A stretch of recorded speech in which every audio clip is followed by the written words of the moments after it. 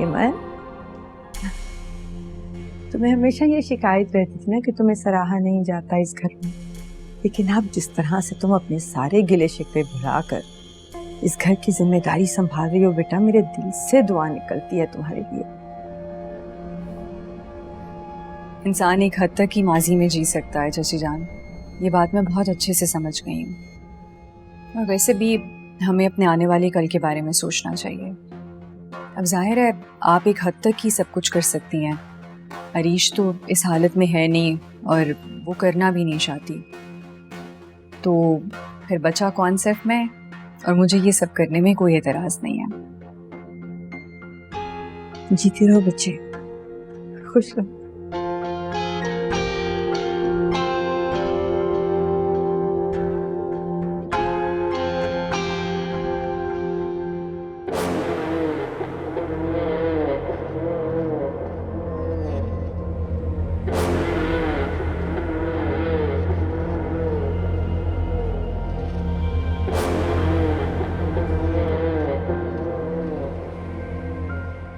मुझे यहाँ क्यों बुलाया इस वक्त?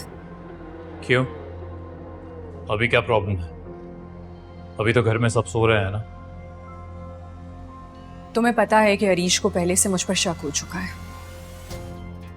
अरीश को क्या लग रहा है क्या नहीं लग रहा है उससे मुझे कोई फर्क नहीं पड़ता। तुम्हारा दिमाग खराब हो गया है। मुझे तो अंदाजा भी नहीं था जिस तरह तुमने उस दिन अपने आप को।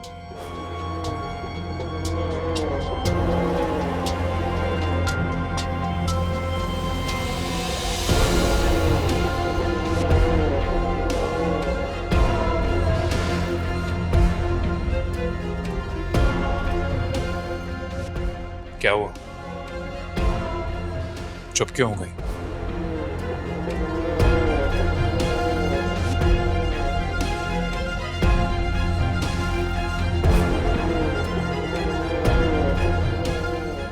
चलो अगर चुप हो ही गई हो तो मेरी बात सुन। तुम स्टडी में जाओगी। जो फाइल्स हैं तुम अच्छी तरह जानती हो किन फाइल्स की बात कर रहा हूं मैं। वो सब फाइल्स मुझे चाहिए और तुम ला के दोगी मुझे। दिमाग खराब है तुम्हारा। अफान इस वक्त स्टडी में सो रहा है। I'm talking about the day। दिन के वक्त करोगी तुम ये। तुम्हारा दिमाग खराब हो चुका है। मुझे स्टडी में जाने के लिए कोई वैलिड रीजन चाहिए। मैं इस तरह मुंह उठाकर वहां नहीं जा सकती। सही कह रही हो, बिल्कुल मिलना चाहिए। चलो वैलिड रीजन देना मेरा काम, और वहां से फाइल्स लाना तुम्हारा।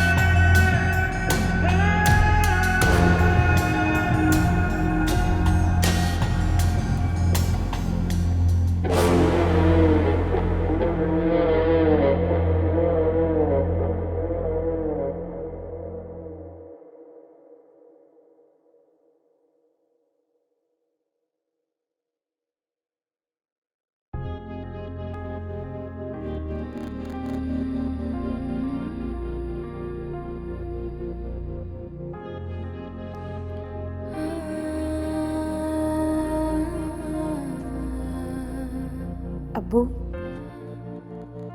आज आपको गए हुए पूरा साल हो चुका है। ऐसा लगता है कल ही की बात लगती है। आपकी हंसी, आपकी मोहब्बत, आपकी तकलीफ, हर मंजर अब तक मेरी आंखों के सामने ताज़ा है। अल्लाह आपकी मग़फ़िरत फरमाए। आपकी बेटी ने अब तक हार नहीं मानी है। आपकी लड़ाई को अब तक अपनी लड़ाई समझकर खड़ी हुई हूं, और वादा है आपसे कभी हिम्मत नहीं हारूंगी।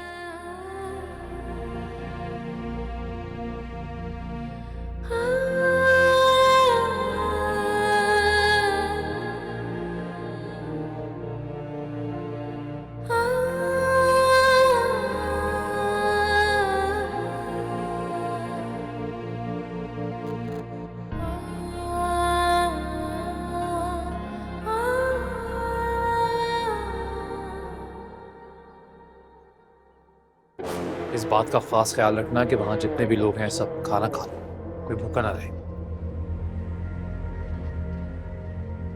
आओ अरीज।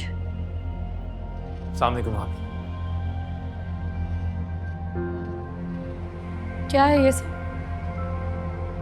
सिकंदर ने कुरान खानी रखवाई थी तुम्हारे अब्बू के लिए। जो लोग पढ़ने आए थे उनमें खाना वगैरह बांट रहे हैं।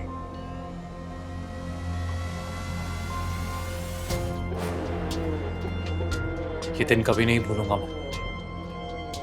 इसी दिन आरिफ साहब हमें छोड़ के चले गए थे। उनके जीते जी तो उनके लिए कुछ खास कर नहीं पाया भाभी। पर अब हर साल इस दिन में पूरी कोशिश करूंगा कि बस ऊपर वाला मेरी दुआएं कबूल फरमाए। आप सब लोग यहाँ मिलकर मेरी तकलीफ का मजाक उड़ा रहे हैं।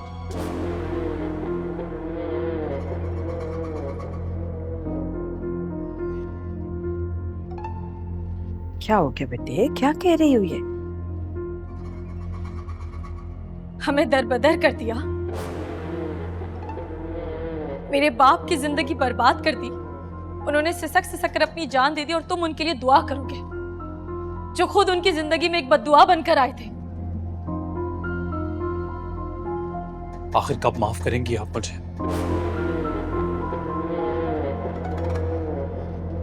काश उसी दिन मैं मर गया होता तो ये रोज रोज आपकी नफरत नहीं मारती मुझे। क्यों मर नहीं गया मैं उस दिन? सिकंदर बेटे, मैंने आपसे कहा था मुझे इस घर में मत लेकर आइए, क्योंकि यहां जिल्लत के सिवा और नफरत के सिवा और कुछ नहीं मिलेगा मुझे। अब देख लीजिए,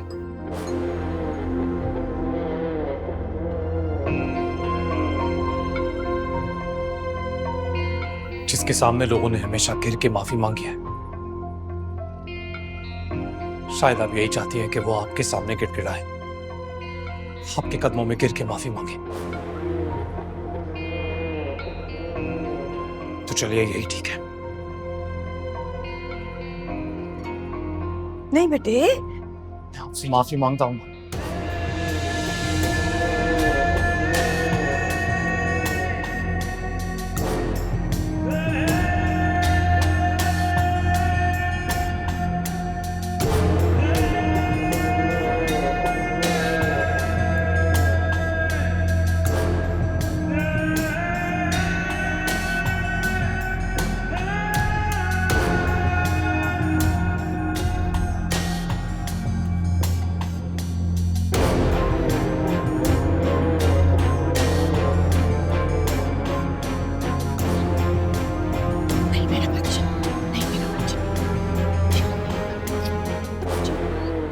ये लोग मुझे कब माफ करें? मेरा बाप पूरी दुनिया के सामने तमाशा बन गया सिर्फ उस शख्स की वजह से, जो बाहर बैठा सबके सामने झूठे आंसू बहा रहा है। इसलिए लेकर आए थे मुझे अफानिया, इतनी तकलीफ देने के लिए, मेरे जज्बात का मजाक उड़ाने के लिए। सब बर्बाद हो गया तुम्हारे भाई की वजह से। मेरा घर, मेरा सुकून, मेरा खानदान, सब कुछ। इतनी तकलीफ तो मुझे सीढ़ी से गिरकर नहीं हुई जितनी तकलीफ इस घर में सांस लेने से होती है। जब ये रिश्ता ही बाकी नहीं रहा तो फिर ये जिद कैसी? नहीं होता मुझसे और बर्दाश्त तफान, खत्म हो जाऊंगी मैं, और मेरे साथ साथ वो भी जिसकी हिफाजत के लिए तुम मुझे यहाँ लेकर आए हो।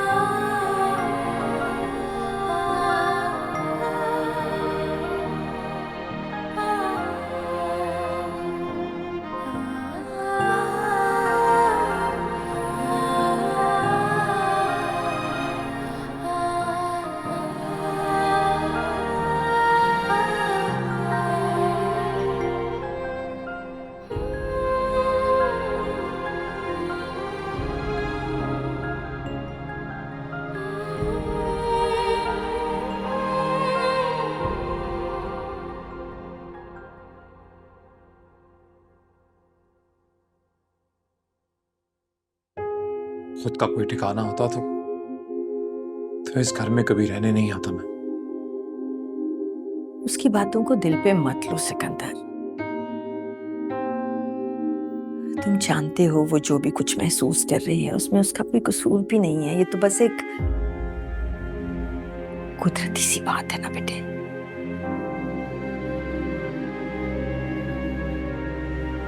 और कुदरत भी कैसे कैसे खेल खेलती है। जो लोग कल मुझसे पैसा मांगा करते थे, जिनके बिजनेस में मैं इन्वेस्टमेंट करता था, आज उन्हीं का कर्जदार हो गया मैं। खुद के हाथ में तो जैसे कुछ रहा ही नहीं।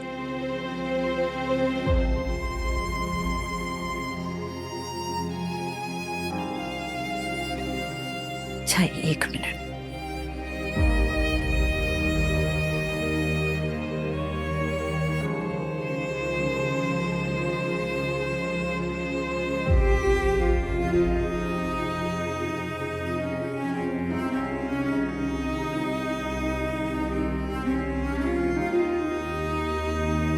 इधर आओ।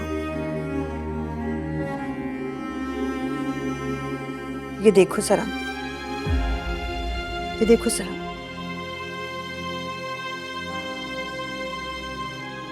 ये तो की ज्वेलरी। हाँ बेटे, पर अगर इससे तुम्हारा थोड़ा सा कर्ज भी उतर जाएगा ना तो मेरे दिल को बहुत सुकून मिल जाएगा। ये मैं नहीं दे सकता आपसे। अच्छी तरह याद है कितनी मोहब्बत है आपको अपनी ज्वेलरी से, और इतने सालों से सीने से लगा के रखा है आपने इसे। मैं कैसे? जो कुछ मेरा है वो सब तुम्हारा है।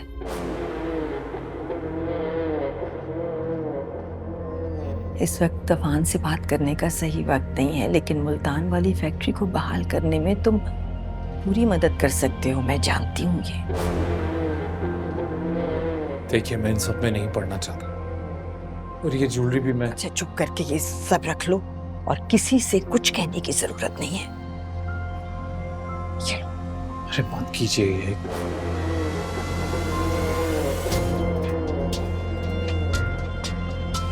आपसे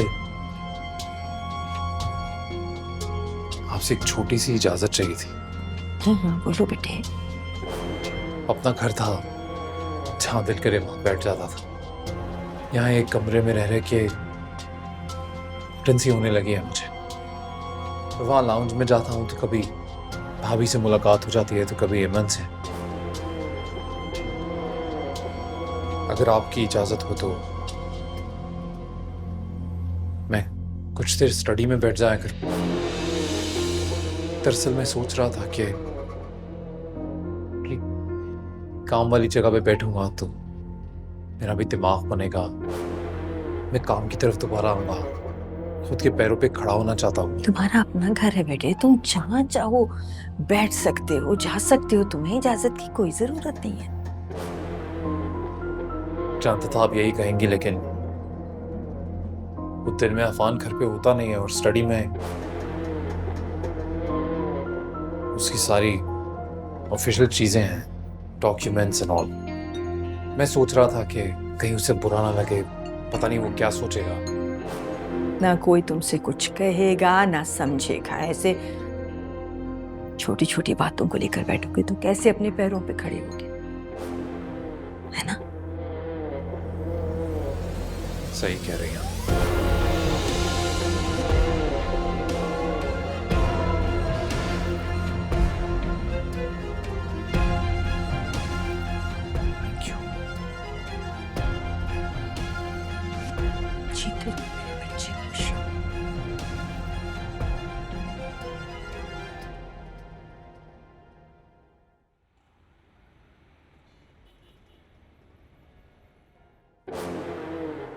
सिकंदर,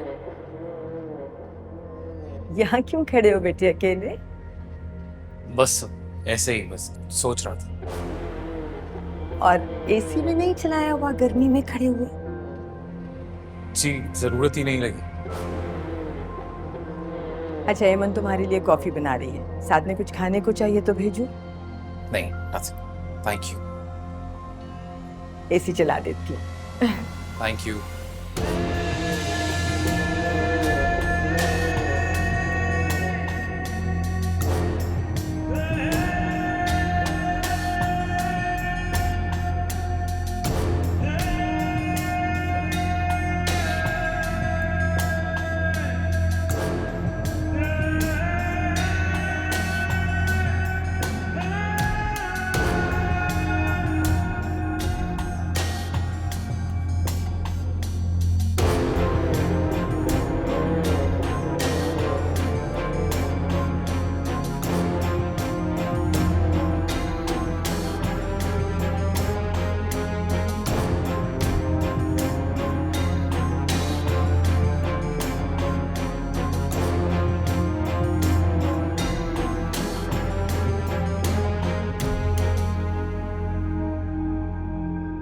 Thank you. दुनिया का हर रिश्ता अपनी जगह, मगर माँ की तो बात ही कुछ और होती है ना? उनकी आंखों में धूल झोंक रहे हो, थोड़ी सी शर्म तो आती होगी। जिस माँ को मेरी आंख का आंसू नहीं दिखा, उसके लिए जब ऐसा वास्ता ही नहीं तो शर्म कैसी? हेमन, ये स्टडी लॉक है, इसकी चाबियां कहाँ हैं? मुझे क्या पता, मैं कोई डिटेक्टिव थोड़ी हूँ जो हर चीज की खबर रखूं। एक तो तुम्हारे पास भी एक से बढ़ के एक उल्टा जवाब होता है। I want this door open. तो अगर पता नहीं है तो पता करो। मैंने तुम्हें कहा था ना, इस घर में तुम्हारे होने की वजह मिल जाएगी तुम्हें, विथ कंप्लीट परमिशन। लेकिन तुम हो कि तुम्हारे नखरे ही खत्म नहीं होते। हेमन, मैं पूरी जिंदगी इस घर में रहने वाला नहीं हूं, वैसे भी बोर हो गया हूं मैं। सो आई हैव टू गो। पर जब तक मेरा काम नहीं हो जाता मैं यहां से जा नहीं सकता। या यूं कहो कि जब तक मैं जीत नहीं जाता तब तक जा नहीं सकता। और एमन, मेरी जीत के रास्ते में जो भी आएगा ना, इनमें से कोई भी, तो उसे हटाने से पहले मैं एक पल के लिए भी सोचूंगा नहीं। फिर चाहे इस घर से किसी जवान लड़के की लाश निकले या किसी और की, मुझे कोई फर्क नहीं पड़ता। समझ रही हो? या और डिटेल में समझाऊं तुम्हें?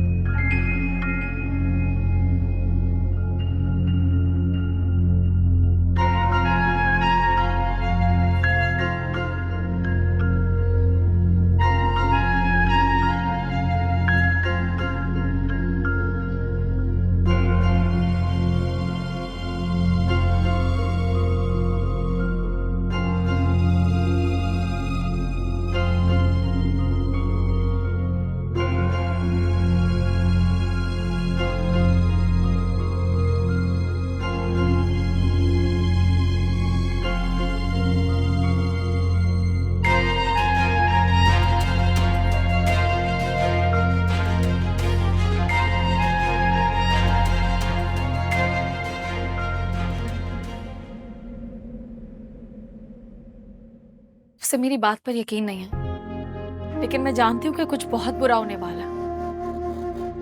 लेकिन मुझे तुम्हारी बात पर यकीन है अरीज। तुमने सच के दरवाजे खुद पर बहुत जल्दी बंद कर दिए। अगर तुम थोड़ा रुक जाती तो हकीकत तुम्हारे सामने आती देर नहीं लगती। क्या मतलब, आप क्या कहना चाह रहे हैं? तुम जरा खुद सोचो, आफान के खिलाफ तुम्हारे कान भरने वाली एमन, नादिश पर इल्जाम लगाने वाली एमन, आफान को पसंद और तुम्हें नापसंद करने वाली भी वही। तो फिर इसमें क्या शक व शुबा रह जाता है कि आफान और तुम्हें बर्बाद करने के लिए वो सिकंदर का साथ नहीं दे सकते। मुझे और आफान को तो बहुत पहले से मालूम है कि नादिश की जान सिर्फ सिकंदर की वजह से गई है। हमारी बदकिस्मती सिर्फ यहां का निजाम है जिसने बचे कुछ सबूत भी हमसे छीन लिए। क्या पता नादिश उसी मोड़ पर खड़ी हो जिस पर इस वक्त तुम हो। क्या पता वो भी किसी को ढूंढ रही हो जो उसके हिस्से का सच सुन ले। होने को तो कुछ भी हो सकता। तुम उन लोगों को जीतने दोगी अपना घर छोड़कर, अपने बच्चे को बाप से महरूम करके? मैं जानता हूं अरीज कि मेरे कहने से कुछ नहीं होगा, लेकिन ये यकीन जब तक तुम्हारे अंदर की आवाज बनकर नहीं आएगा ना, कुछ ठीक नहीं होगा और शायद उस वक्त तक बहुत देर हो जाएगी। मैं तुमसे अपना फैसला बदलने के लिए नहीं कह रहा हूं, लेकिन तीसरा बीच में तभी आता है जब उसे फासला दिखता है। कम से कम जब तक उस घर में हो, आफान का साथ मत छोड़ो, क्योंकि तुम सिर्फ उन लोगों को मौका दे रही हो, जिंदगी का सबसे सुनहरी मौका।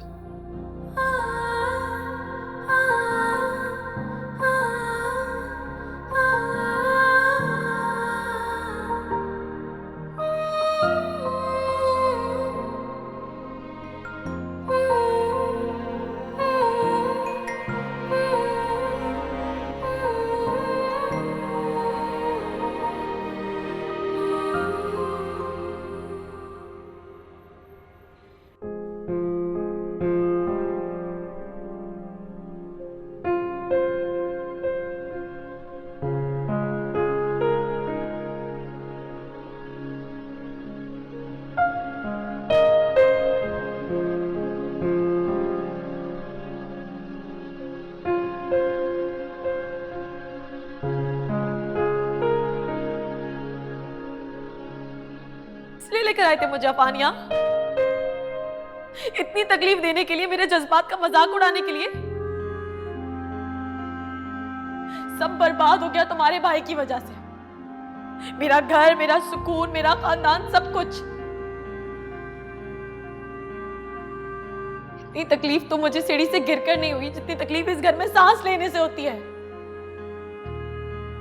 जब ये रिश्ता ही बाकी नहीं रहा तो फिर ये जिद कैसी? नहीं होता मुझसे और बर्दाश्त अफान, खत्म हो जाऊंगी मैं, और मेरे साथ साथ वो भी जिसकी हिफाजत के लिए तुम मुझे यहां लेकर आए हो।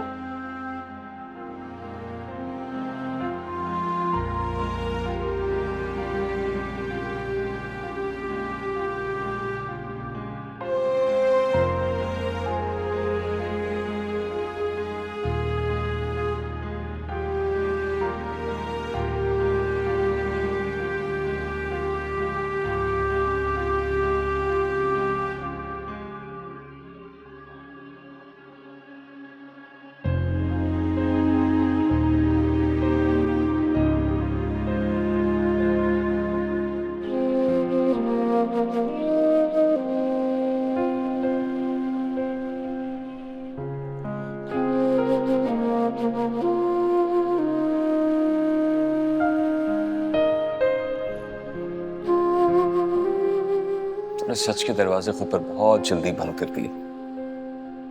अगर तुम थोड़ा रुक जाती तो हकीकत तुम्हारे सामने आते देर नहीं लगती। तुम जरा खुद सोचो, आफान के खिलाफ तुम्हारे कान भरने वाली एमन, नादिश पर इल्जाम लगाने वाली एमन, आफान को पसंद और तुम्हें नापसंद करने वाली भी वही, तो फिर इसमें क्या शक व शुबा रह जाता है कि आफान और तुम्हें बर्बाद करने के लिए वो सिकंदर का साथ नहीं दे सकते? मुझे और आफान को तो बहुत पहले से मालूम है कि नादिश की जान सिर्फ सिकंदर की वजह से गई है। हमारी बदकिस्मती सिर्फ यहां का निजाम है जिसने बचे कुछ सबूत भी हमसे छीन लिए।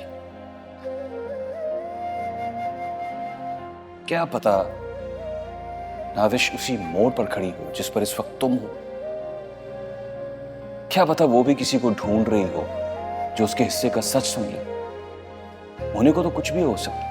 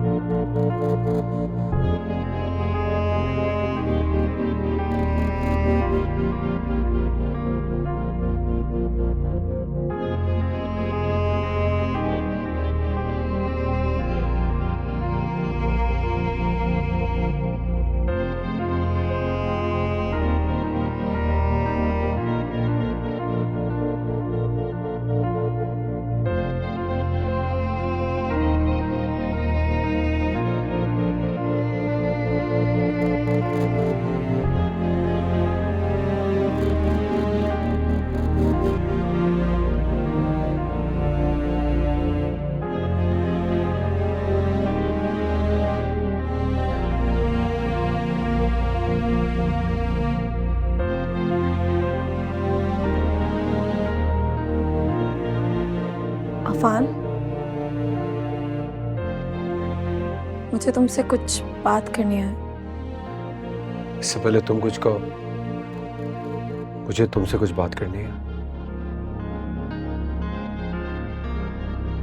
कहते हैं ना, इंसान मरते दम तक उम्मीद का दामन नहीं छोड़ता। मेरे दिल में भी एक छोटी सी उम्मीद थी कल तक, लेकिन वो उम्मीद दम तोड़ चुकी है। मुझे लगता था मैं इस दुनिया का सबसे बहादुर इंसान हूं, लेकिन शायद अरीज मुझसे ज्यादा बुजुर्ग और कोई भी नहीं।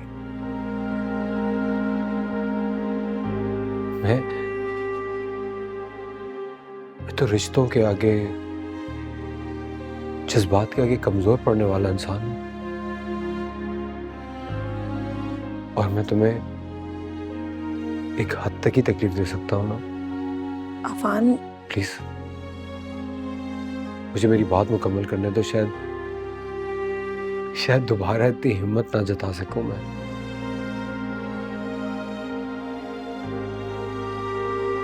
जानता हूं तुम्हें मेरी किसी बात पे यकीन नहीं आ रहा होगा, लेकिन तुम्हें इतनी तसल्ली देना चाहता हूं कि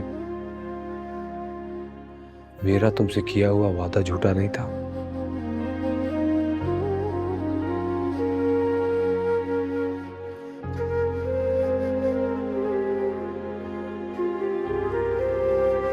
इसमें डिवोर्स के पेपर्स हैं। डिलीवरी होने के बाद मैं एक दिन भी तुम्हें नहीं रोकूंगा। तुम चाहो तो ये अपने पास रख सकती हो, और चाहो तो मेरे पास पड़े रहें। तो जब वक्त आए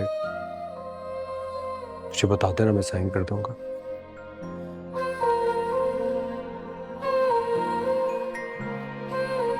मैं सिर्फ तुम्हें ये यकीन दिलाना चाहता हूं कि तुम यहाँ किसी कैद में नहीं हो। हालात ने ऐसा मोड़ बदला कि तुम्हारा ये महसूस करना भी अपनी जगह बिल्कुल ठीक है। अरीज, मैं तुमसे बहुत मोहब्बत करता था, लेकिन आज मैं तुम्हारे लिए क्या महसूस करता हूँ ये मैं जानता हूँ अब तुम्हारे लिए बिल्कुल बेमानी है। लेकिन एक बात जानता हूँ कि आज भी मेरे लिए तुम्हारी खुशी सबसे ज्यादा अहम है। तुम कुछ कहना चाहती थी ना? नहीं, कुछ नहीं। Are you sure? इन्हें तुम अपने पास ही रखो, वक्त आने पर साइन कर देना। मैं ले लूंगी। जिंदगी नहीं ये कोई जिंदगी, कभी ये दिल जला दिया, कभी ये दिल बुझा दिया। हो जिंदगी नहीं ये कोई जिंदगी, कभी ये दिल जला दिया, कभी ये दिल बुझा दिया। जहाँ वो आशिना लगे, वही वो गैर सा लगे, जहाँ वो चैन सा लगे, वही वो जख्म सा लगे। जिंदगी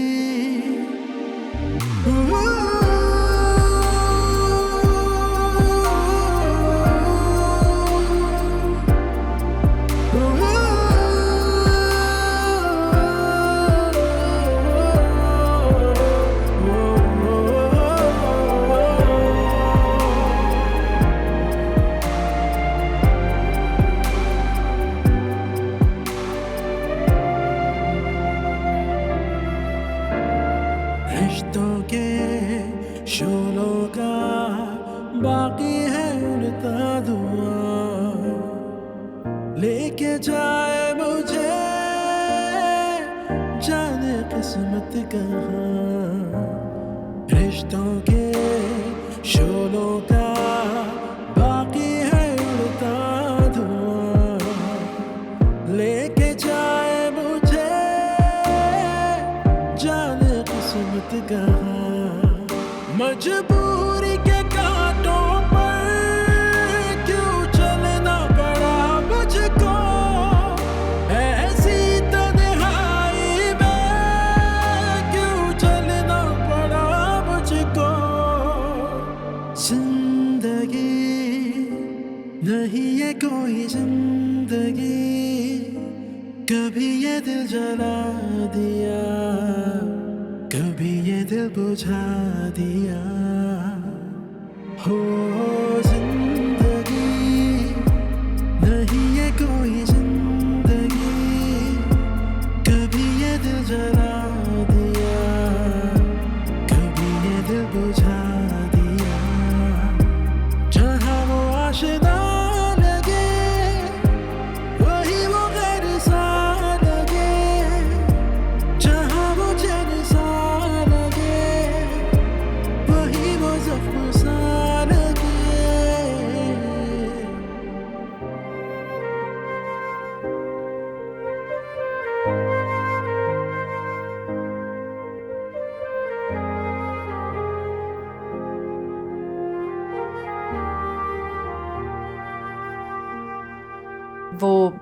मुझे अपनी कुछ पुरानी डिग्रीज चाहिए थी, तो आई थॉट आपके पास रखी हुई होंगी, आप चेक कर सकती हैं? हाँ हाँ मेरे पास है। तुम डिग्री की बात करती हो, तुम्हारा पहला पेंसिल बॉक्स भी मैंने संभाल के रखा हुआ है। सब बच्चों की चीजें संभाली हुई हैं। देती हूँ।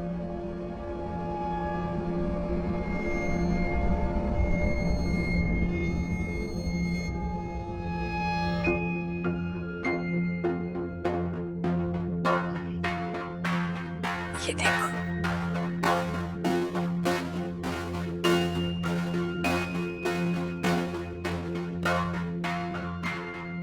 ये देखो, यही है ना? Thank you. यही है। वो एक्चुअली मैं एक नई जगह पर जॉब के लिए अप्लाई कर रही हूँ ना, तो उनको कुछ डॉक्यूमेंट्स चाहिए, तो आई थॉट आपके पास होंगे। एमन, एक बात पूछूं बेटे, जी। तुम ठीक तो हो ना? आप क्यों पूछ रही हैं? नहीं, मेरा मतलब है कहीं तुम फिर से तो नहीं? नहीं, आप प्लीज उन सब बातों को भूल जाएं, ऐसा कुछ नहीं है।